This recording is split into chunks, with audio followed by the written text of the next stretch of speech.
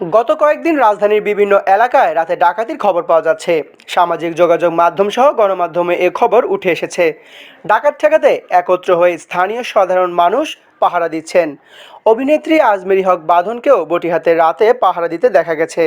ডাকাত প্রতিরোধে সাধারণ মানুষের সঙ্গে রাতভর বটি নিয়ে এলাকার নির্ঘুম রাত কাটিয়েছেন বাঁধন। ফেসবুক স্টোরিতে বটি হাতে ছবি পোস্ট করে বাঁধন লিখেছেন মাঝরাত। এ সময় তার সঙ্গে ছিলেন প্রতিবেশী মোহনা সুলতানা জুই। বৈষম্যবিরোধী ছাত্র আন্দোলন শুরু থেকেই সোচ্চার অবস্থানে ছিলেন আজমেরী হক বাঁধন। আগস্টের প্রথম দিন বিনোদন অঙ্গনের শিল্পীদের দুটি দলে বিভক্ত হতে দেখা যায়। একটি দল বৈষম্যবিরোধী ছাত্র আন্দোলনে ছাত্রদের পক্ষে অবস্থান নিয়ে হত্যার প্রতিবাদ জানান, অন্য একটি পক্ষ গিয়েছিলেন বিটিভির ক্ষয়ক্ষতি পর্যবেক্ষণে।